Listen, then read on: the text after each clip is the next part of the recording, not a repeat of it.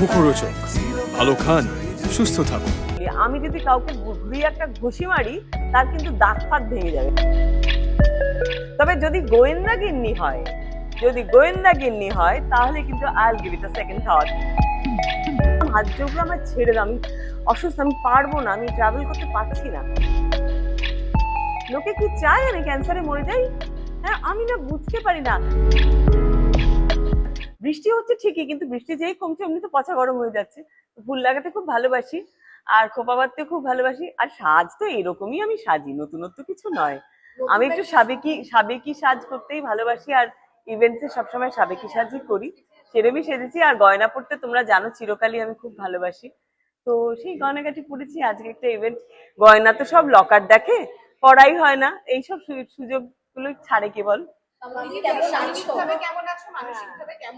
আমি দারুণ আছি, আমি ভীষণ ভালো আছি। আমি খুব অসুস্থ ছিলাম অনেকদিন, তোমরা জানো আমার কোমরে একটা চোট লেগেছিল, তার জন্য আমার অনেক ওজন বেড়ে গিয়েছিল।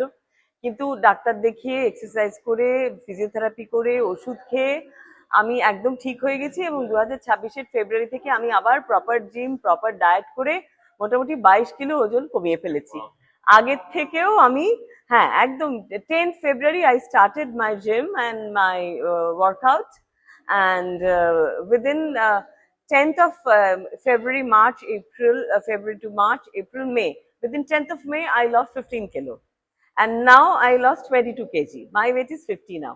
So কেউ নজর দিও না প্লিজ।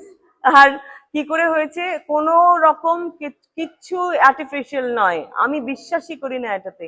চিরকাল আমি প্রপার ডায়েট করেছি, বাট আমি একটা ডায়েটিশিয়ান দিয়ে ডায়েট করে, proper protein diet, no carbs. আর আমি 2 ঘন্টা জিম করি, হেভি ওয়েট জিম করি, মানে একদম প্রচুর ওজন তুলি। আমি যদি কাউকে ঘুরিয়ে একটা ঘুষি মারি, তার কিন্তু দাঁত ফাত ভেঙে যাবে, এত আমি ওজন তুলি। না না, কখনো করিনি, না প্রয়োজন পড়েনি কখনো কাউকে মারার, সত্যি কথা বলতে কি।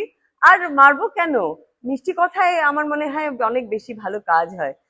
কেউ যদি কোনো অন্যায় করে, তাকে একটু ভালো করে বোঝালে, ভাই তুমি এটা অন্যায় করছো, আমার মনে হয় that's the best way to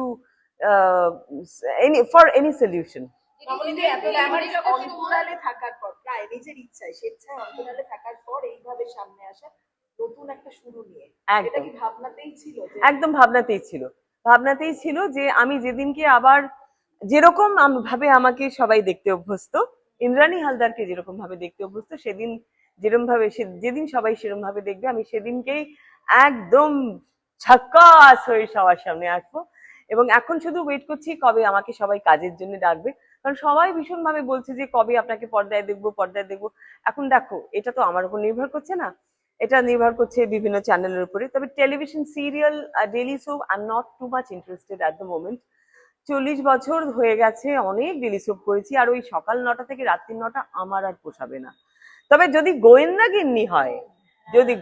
গিন্নি হয় তাহলে কিন্তু I'll give it a second thought. হ্যাঁ, এবং লোকে চাইছে একটা সিরিয়াল যেটা 10 বছর পরেও লোকে দেখতে চায়, যেখানে আজকে সিরিয়াল শেষ হয়ে গেলে কালকে লোকে নাম ভুলে যায়, সেখানে I think Zee Bangla is blessed with Goyenda Ginni এর মতন একটা production. They should think about it, তাদের করা উচিত এটা। এবং যদি ওরা করেন, আমি কিন্তু তাহলে যতই আমার কষ্ট হোক, আমি কিন্তু গোয়েন্দা গিন্নিটা করবো। কিন্তু গোয়েন্দা গিন্নি যদি না হয়, আমি ডেইলি সোপ করবো না, আমি ওটিটি করবো। আমি ভীষণ ভাবে ওয়েব সিরিজ আমরা দেখিও, করতেও ভালোবাসি। ছবিতে যদি কেউ কাজ করেন করবো। আমি প্রচুর বিজ্ঞাপন করছি এখন, প্রচুর অ্যাডস করছি। আমি অনেকের জন্য ব্র্যান্ডিং করি, তারা সব রিনিউয়াল করেছে, এবং নতুন করে তোমরা আমাকে পিটি শাড়িতে আবার দেখতে পাবে। হ্যাঁ, আর তোমরা সোশ্যাল মিডিয়া যদি ফলো করো, রেগুলার বেসিসে দেখতেই পাচ্ছ আমার সব বিভিন্ন রকম গ্ল্যামারাস ছবি আমি দিচ্ছি। So this is my plan, and thanks to my media friends, যারা আমাকে ভীষণ ভাবে সব সময় বলছে তুমি কবে, তাদের জন্য, তাদের মোটিভেশনের জন্যই কিন্তু I lost 22 KG actually, because I love them, I love all of you. আমি চাইছিলাম যে আমি সব ইভেন্ট করতাম, আমি যেমনি রক্ষাবন্ধন করব, আমার বাড়িতে সবার নেমন্তন্ন, যে আসতে চায়, ছেলে মেয়ে সবাইকে রাখি বাঁধবো, সবাই মিলে মিষ্টি খাবো, হই হই করবো, মিষ্টি শেখা খাওয়াবো ভাই সকালবেলা। আর একানকে এতজনের রান্না আমি করতে পারবো না, যদিও আমি এখন মানে রান্নায় ভীষণ এক্সপার্ট, কারণ আমার পাক্কা রাঁধুনি এখন। কারণ আমার মা খুব অসুস্থ, আমার মা কিছু করতে পারে না, রান্নার লোক জানা বলে আমাকেই রান্না করতে হয়। আজকেও আলু পোস্ত রান্না করেছি চিংড়ি মাছ দিয়ে। Everyday I cook something. সাফল্যের একদম শীর্ষে থেকে এখানে তুমি সমস্ত রকম গ্ল্যামারটা পুরো স্পটলাইটটা পেয়েছো, সেখান থেকে হঠাৎ করে ইচ্ছায় সরে যাওয়া মিস করেছো কতটা? আর নিজেকে এবং এই সময় কাজের অফারও পেয়েছি। হ্যাঁ সরে যাওয়া নয়, অ্যাকচুয়ালি আমার তো অ্যাক্সিডেন্টটা হওয়ার পরে আমি তো জি বাংলার একটা করছিলাম, ঘরে ঘরে জি বাংলা, আমি পারলাম না করতে, আমার এত কোমরে যন্ত্রণা করছে, ওটাতে অনেক জায়গায় যেতে হতো, তো ট্রাভেলিং করতে হতো। আমি 11টা এপিসোড করে I had to leave because I was, মানে আমি শরীর দিচ্ছিল না, আমি ছেড়ে দিলাম। আমি অজিতকে বললাম হাত জোর করে আমার ছেড়ে দাও, আমি অসুস্থ, আমি পারবো না, আমি ট্রাভেল করতে পারছি না। তারপর 1.5 বছর আমি কিছু করিনি, আমি জাস্ট বেড রিডেন ছিলাম এবং আমি আবার পড়ে গেলাম। তারপরে আমার পায়ের লিগামেন্ট ছিঁড়ে গেল, ব্যাক টু ব্যাক আমার অ্যাক্সিডেন্টস হলো। তাই জন্য আমি 2 বছর আমার জীবনে আমার অনেক অফার এসছে, কিন্তু আমি করবো কি করে? তখন আমি ওই স্টেরয়েডের জন্য মোটা হয়ে গেলাম, তারপরে একটা ডিপ্রেশন, আমি কাজ করতে পারছি না, এটাতে মানুষ জানোই ডিপ্রেশনে অনেকে মোটা হয়ে যায়।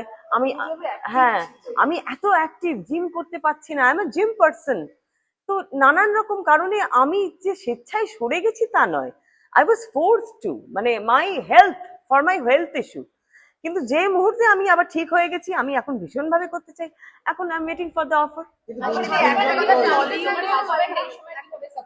ভীষণ সাপোর্ট করেছে। আমি যখন মোটাও হয়ে গেছি, আমার বড় বলছে, আমাদের বাড়িতে বিয়ে ছিল, আমার তো 6টা ননদ, জানো তোমরা সবাই, আমি বাড়ির ছোট বউ। আমার সব ননদ বলছে তোকে, আমাকে সবাই ইন্দু বলে রাখে, ইন্দু তোকে কিন্তু এইভাবে গোলগাল মা লক্ষ্মী আমাদের একদম এইভাবেই সুন্দর লাগছে, ওই কাঠখোট্টা চেয়ার আমাদের চাই না, আমাদের ইন্দু এরমই থাক।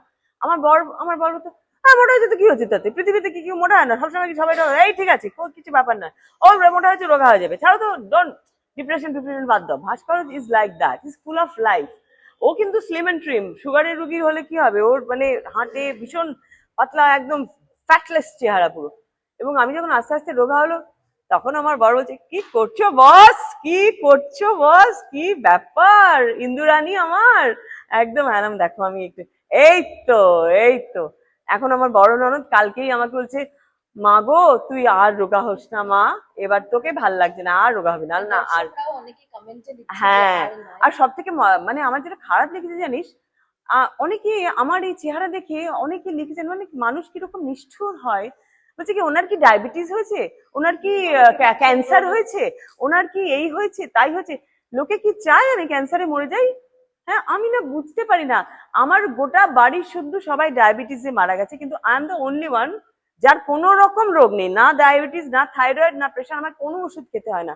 আমার ভয়তে আমার যাতে ডায়াবেটিস না হয়, যেহেতু আমার বাবা ভাই আমাদের গোষ্ঠীর আমার মা সবাই ডায়াবেটিক, আমার কিচ্ছু নেই, লোকে এরকম লিখছে। আরে ভাই তোরা ডায়েট কর না আমার মতন, তোরা জিম কর না, করে রোগা হয়, তোরা বলবি ইন্দ্রাণী হালদার ডায়াবেটিস হয়েছে, ওনার ক্যান্সার হয়েছে, ওনার কোনো রোগ হয়েছে, তাই উনি এরকম চিমড়ে পড়া চেহারা হয়ে গেছে, চুপসে গেছেন, কি নোংরা নোংরা কমেন্ট। তবে আমি কিছু বলিনি, আমার ফ্যান যারা আমায় ভালোবাসে তারাই ঝেড়ে কাপড় পরে দিয়েছে, যারা এরকম কাপড় মানে কমেন্ট লিখেছে তাদের। বাড়লেও সমস্যা, কম আমার তখন বেড়ে গেছিল তাই নিয়েও ভাইরাল, যে বাবা ইন্দ্রাণী হালদার কি মোটা হয়ে গেছেন, এ কে তো হাতি, এই তো হাতি, এইসব এখন রোগা হয়ে গেছে বলে বলছে এ তো চিমসে পড়া, কোন দিকে যে আমি যাবো।